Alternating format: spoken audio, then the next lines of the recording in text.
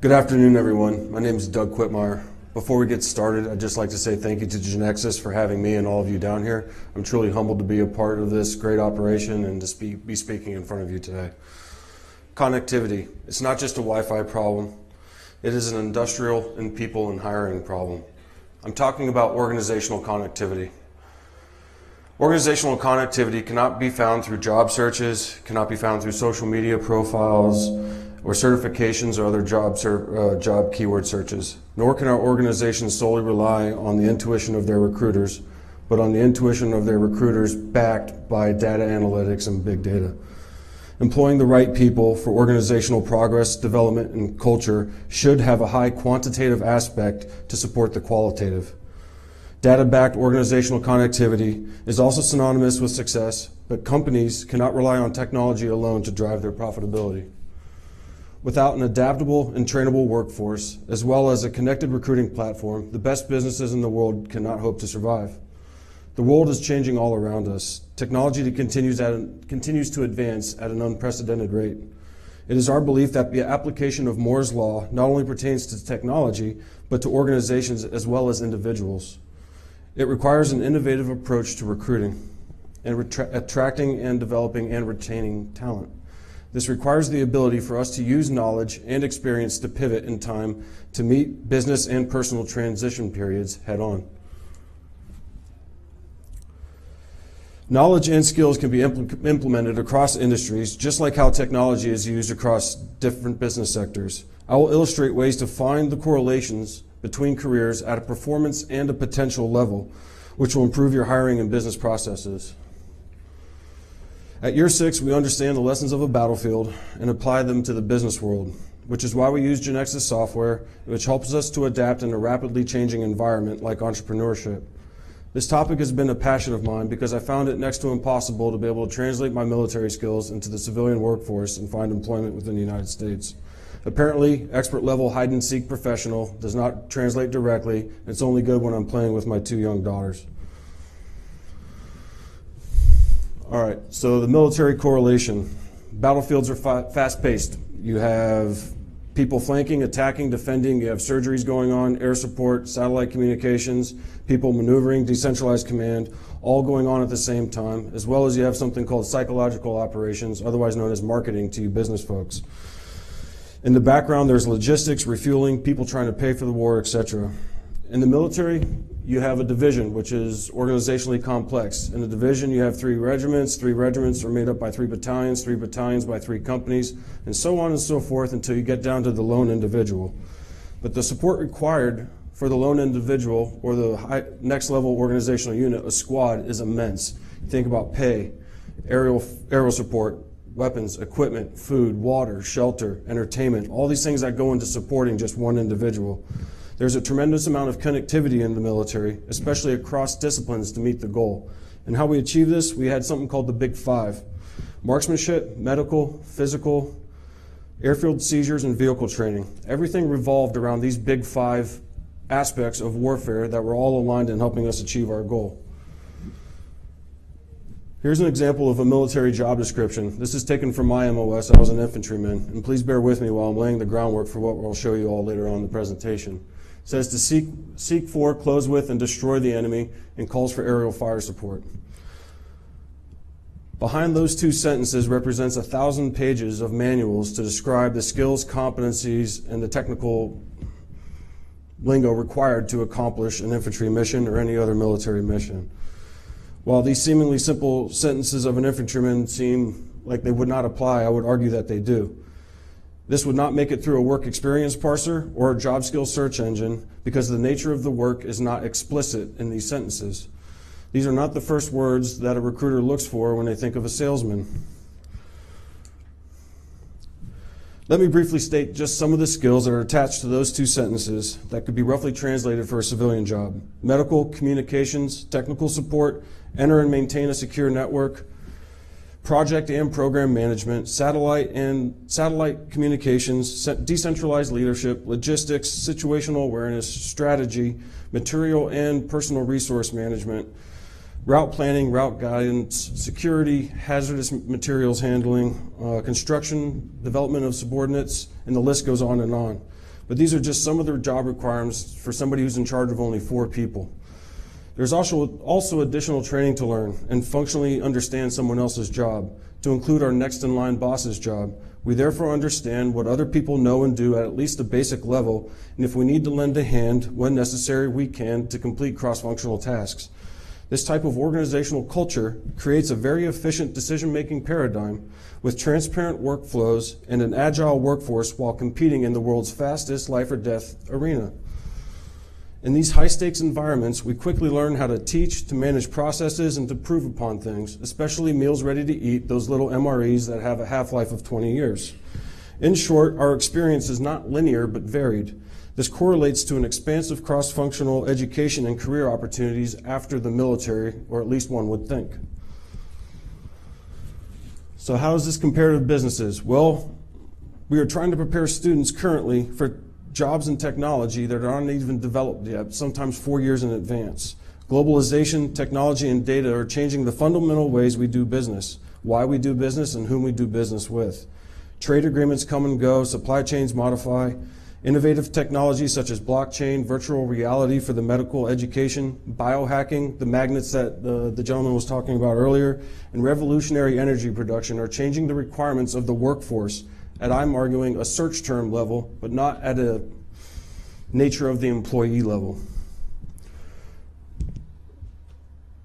Civilian organizations are also complex. You have CEOs, directors of the boards, vice presidents, directors of divisions, all the way on down the line until you have entry-level gurus. But Doug, you're saying to yourself, a software company doesn't need air support, nor do we need artillery. You may not call it air support, but you do know, but do you support your teams? Yes, you provide them medical, you provide them sales training, you provide them travel, vacation, and all these other things that go in that align with support. What about if where you work the nearest ambulance is 20 minutes away? Do you have people that can conduct first aid while the help is on the way? Better yet, do you have people inclined to conduct medical aid better than those around them, or any other skills that you need? First, a little more in the future. This graph represents the rate of technological change. The law of accelerating return states that technology doubles every 11 months, but it's getting faster and we can see the exponential growth. Once we take into account quantum computing, biocomputing, AI, machine learning, and any other number of unknown advancements, it's almost impossible, if not impossible, to think about what the future is going to hold for us in the next 10 years. It's even hard to imagine what these advances will do to the already lightning-fast pace of a battlefield, as well as the global economy, a company, or even an individual looking for a job. Some estimates say that 20 years into our future, our technology will be 1,000,000 times more powerful than it is today. I mean, think about that. It's unfathomable. Connectivity, agility, and an ability to learn at a talent level will become paramount. Let's take a closer look at a non-applied technology field like a plumber and see what can be dissected. For this case, we'll use a plumber because everyone almost has interacted with one or knows someone who has. A good plumber must possess project management, interpersonal skills, conflict management, the ability to learn some forms of technology, finance, logistics, and hopefully something having to do with being able to work with pipes and a belt. All joking aside, though, the point is that there is the same myriad of skills required for a civilian job as there are for a military one to be successful, and people make up teams, which make up sections, which make up divisions, which make up companies. Who has ever done exactly what their job description asked them to do? I know I haven't. I've always been asked to do multiple things. That's why at the bottom of a job description it says, and other tasks as assigned. It's a catch-all for managers for tasks that they haven't thought up yet, which tend to come up around 5 p.m. on a Friday or around the holidays. They are a signal to the employee to stay flexible, though. Wouldn't it be nice to know who is flexible enough, who to hire that can be trained in brand new or challenging skills within your organization? Is a person's career linear? No. Take example of the plumber. If you do not have one when you need them, things can get messy pretty quickly. The first thing that comes to mind, and this is just me speaking, is that they fix plumbing when it goes badly. But that isn't all. So why do we not think of or take into account what I said earlier when we think of a plumber? They obviously bring an absolute wealth of different types of experiences. That diversity of thought and culture. Heck, even in the infantry, we learned how to cross a road securely from watching monkeys in Central America. We can take and apply what we learn in other sectors and apply it to our common goal.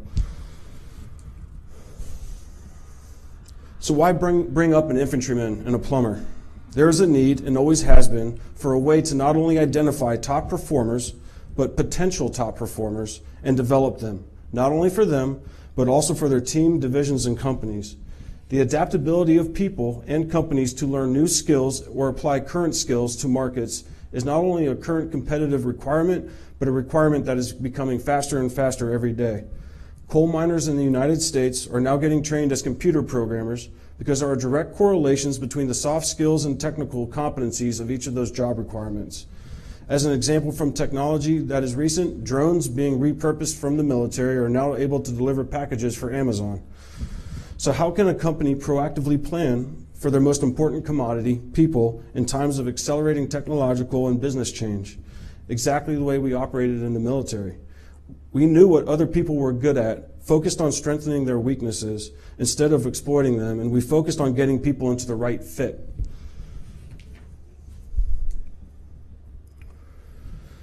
This is an exact paragraph from a friend of mine's resume when he was applying for a job.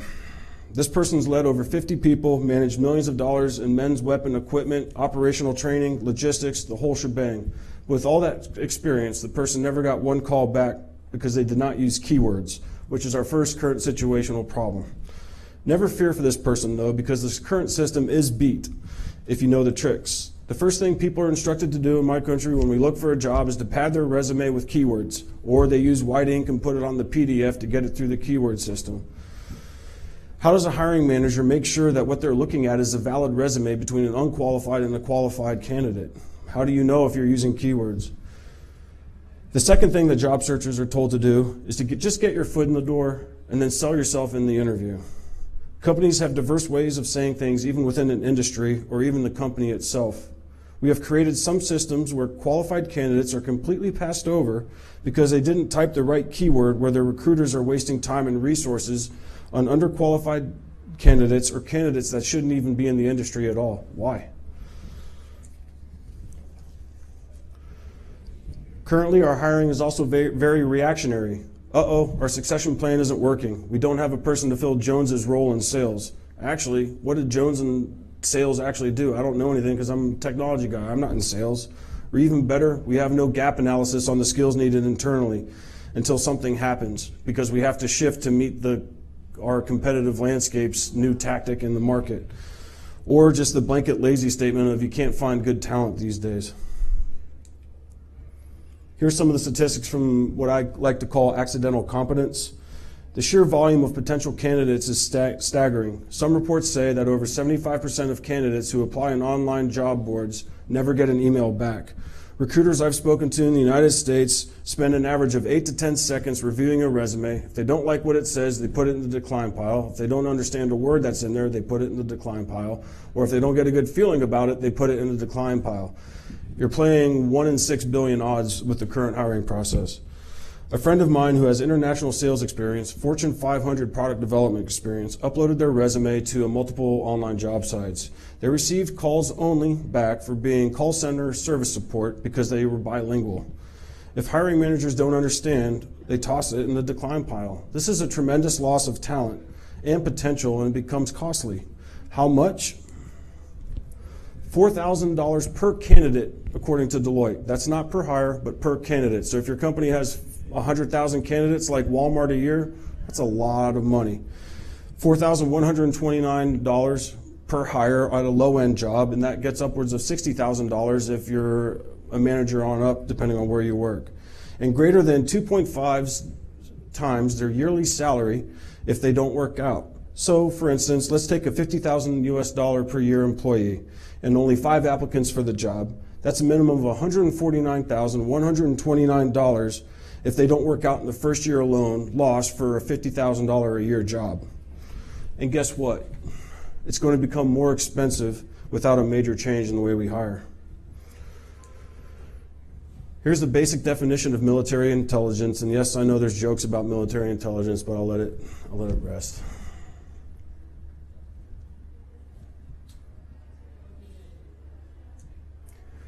Here's business intelligence definition.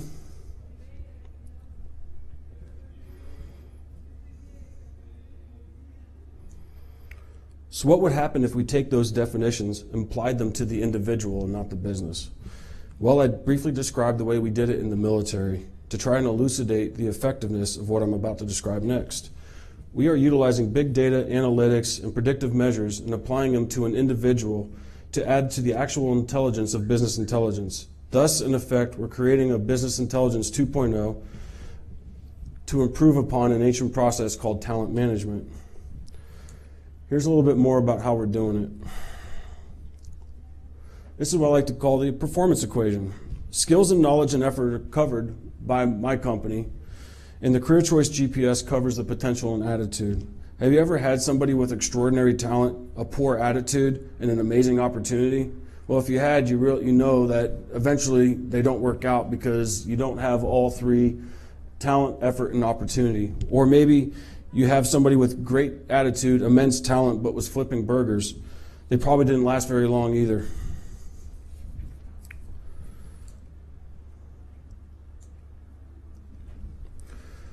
We first look at someone who is at their core and then add in the potential based on past experiences. We then analyze the nature of their work by drilling into the core competencies, soft skills, and hard skills required for the tasks within each person's experience in each field by each role. Because we utilize science, we do not take their resumes at face value, nor do we associate based off of a job title alone. Thus, this enables an individual and an employer to know what they know, so to speak, and to be able to apply that knowledge when and where they need to and where they are inclined to do well at, with a validated measure of success at 99.5% accuracy. Remember the infantryman short job description I mentioned earlier? In the next slide, I'll show you just some of the results of just analyzing the nature of work for an infantryman's full job description by drilling into the core competencies and the hard skills required for those tasks, not necessarily associated with being a middle manager. These are cumulative, so the list is actually about 3 pages long, but I've condensed it. Again, this is just a sample list of what goes into being just an infantryman job description. This list falls into the trainable skills and knowledge and the effort portion of that performance equation. This list does not include any other schools like sniper school, ranger school, scuba diver, parachuter, whatever else somebody may do in the military, or specialty jobs like teams being oriented for special projects and companies, education, or other civilian work experience. These are just the basics, and they directly apply to many professional job fields, but are commonly overlooked. I don't know too many people who wouldn't look for somebody that had all of that experience and was verified. Imagine trying to explain to your kid who wants to be a chef why they need to know math in the first place. Well, if the boat carrying your produce leaves Uruguay on Friday and is traveling 15 knots, and it takes them 4 days to get to New York where your banquet's in 4 days, do you have enough time, or do you need to order other produce? You can imagine the application of being able to see where and how to apply knowledge to meet the demand of your business.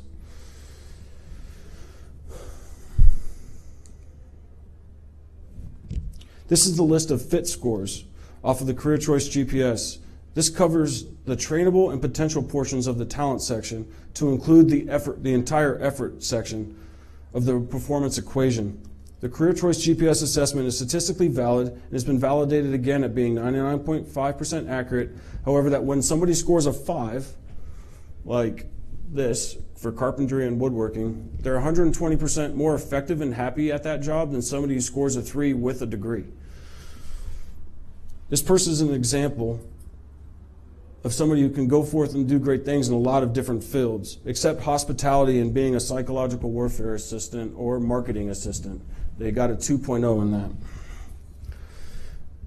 Yes, many careers seem quite different on the surface, but they have similar performance profiles, both in the skills required and in the types of inherent traits and learned behaviors required to do a job well, which I'll discuss on the next slide. And by the way, this is me, so please don't judge me too harshly. For instance, careers in customer service, software development, the automobile industry, and agriculture all have similar profiles because they require individuals with a fairly strong analytical orientation who are motivated less by making money than by helping other people out. Another key component to the right candidate is the effort section. Effort is analyzed by inherent traits and learned behaviors that are basically encoded into our DNA from the age of 0 to the age of 16. But how does experience and potential combine, you ask? Well, I'll show you. In this example, it shows a combined weighted analysis of competencies required at a job level for everything that I have done in my past. The Career Choice GPS assessment data is used to back up the competency profile under competency buckets. In the second page, we map their skills associated to the fit scores off of the careers that they're inclined to do well in, and align that into an opportunity available with an employer. Thus, we answer the questions that every employer has is, well, 1, what have you done in your life? 2, what can you do for me? And 3, are you actually going to do it well, or are you going to be a dud? I mean, I think everybody asks that question when they're hiring somebody, or it feels like you're being asked those questions when you're looking for a job. However, what I found most useful out of this entire process for me was it actually answered what my purpose was. What did I know how to do, and what did I know how to do well? Being able to put it into words that I could use to communicate with other people. If Moore's law and the law of accelerating returns are correct, then we are on the cusp of, well, who knows what. This renders, in my opinion, skills-only based succession planning and recruiting obsolete, because by the time you fill the position and they do it well, the technology is now obsolete as well. That's why we're focused on an individual who possesses the talent and inclination to have the greatest success in an industry, because good talent never goes obsolete. Effective use of big data is becoming the game changer in business competition. Hiring more effectively and knowing what inclinations your employees have in career fields, coupled with the knowledge of what they know and can bring to the table through the use of big data and predictive analytics, will enable a company to shift to meet the competition and landscape more effectively by allowing them to better utilize the talent they already have on board and predicting the talent they will need moving forward. We must properly allocate time for our succession planning, for special project building, for sales performance, for technology and development and implementation. And we also must forecast all of these things appropriately. We spend obscene amounts of money on hiring. In the US alone, we spend over $140 billion a year in staffing. That's more than most countries' gross domestic products. We must invest in the right people, in the workplace connectivity, and we must transition smartly to a new way to recruit and manage them to their future and our future.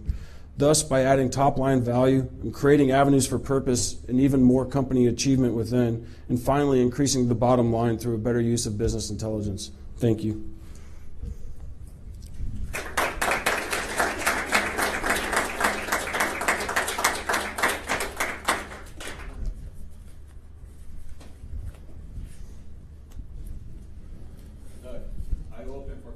Sure.